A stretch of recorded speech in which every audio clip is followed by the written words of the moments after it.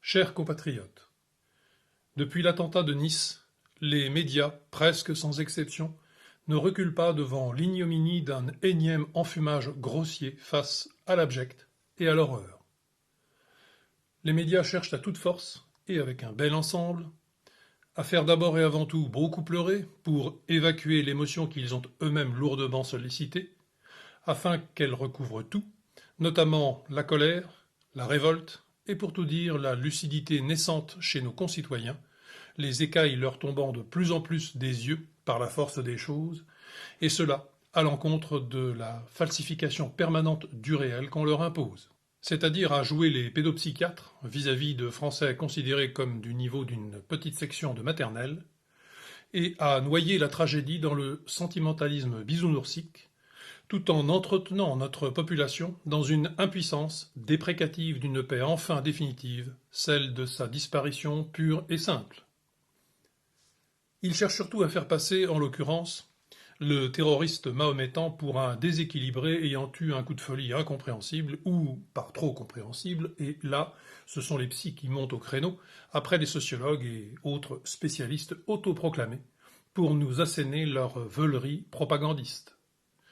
Avec la poing zélée, comme à l'accoutumée, des braves voisins de l'assassin, et surtout de sa charmante petite famille, bref, des gens les plus neutres et objectifs possibles, à point soutenu par une nouvelle fois une forte sollicitation cordicole en leur faveur, comme en faveur de tous les musulmans de la terre, qui sont, comme chacun sait, les premières victimes de ces événements, et les seules qui comptent vraiment, et les plus innocentes du monde. Il se trouve que, patatras, Daesh, qui ne revendique jamais à la légère, vient de féliciter son soldat dans un communiqué incontestable. Que font alors nos médias? Ils en parlent, bien obligés, mais ils gagnent du temps en comptant sur l'effet effaceur de mémoire et inhibiteur de toute raison de leur flux tendu d'informations, émotions, et du reste, dès le lendemain, ils repartent de plus belle à l'attaque sur le thème du déséquilibré, danseur de salsa, bisexuel, alcoolique, bref, qui ne saurait être un musulman religieux. Patatras de rechef, on lui trouve des complices, son ordinateur montre que depuis 7 mois il trame son affaire, qu'il se délecte des affriolantes vidéos de torture de Daesh, bref, qu'il s'agit indubitablement d'un terroriste à la solde des mahométans de stricte obédience.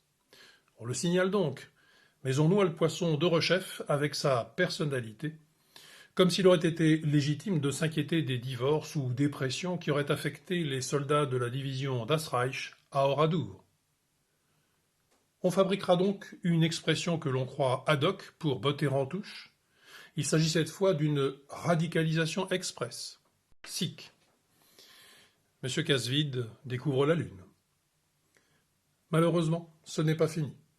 Le feuilleton durera, et les ressources éculées de ces menteurs et bonimenteurs serviront encore et encore, la parole étant totalement confisquée par eux, cela jusqu'à ce que l'oubli ait fait, si c'est possible, son œuvre. En vérité, leur principal souci est bien là, les attaques de plus en plus fréquentes, la guerre à bas bruit faite au peuple légitime de notre pays depuis quelques années devenant chaque jour plus explicite et plus totale, rendent la tâche de ces croque-morts de la vérité plus difficile au fur et à mesure que l'échéance se rapproche. Comment ces militants acharnés de notre liquidation ne se rendent-ils pas compte que leur storytelling est encore plus inquiétant pour nos concitoyens que la réalité qu'ils veulent cacher, et qu'ils sont par là les premiers responsables de la radicalisation en cours des choses, en soufflant sur les braises de l'inévitable guerre atroce et sans fin, au moins sur la longue durée, qui se profile à notre horizon.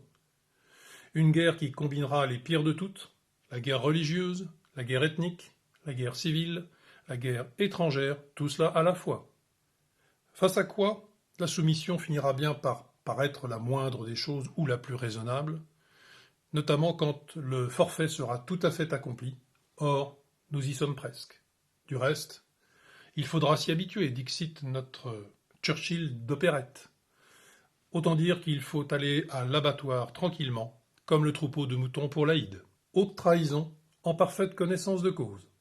Voilà le forfait de la caste médiatico-politique, avec le soutien des affairistes, des ravis de la crèche modernante, des progressistes de tout poil, et bien entendu des conquérants, trop heureux de profiter d'une si invraisemblable opportunité. Il faudra bien un jour que justice passe, sinon nous sommes perdus. Et avec nous, nos morts, les générations qui ont forgé notre pays pendant plus d'un millénaire et qui nous ont laissé un héritage unique, incommensurable, dont on attend que nous nous montrions, si peu que ce soit, enfin dignes.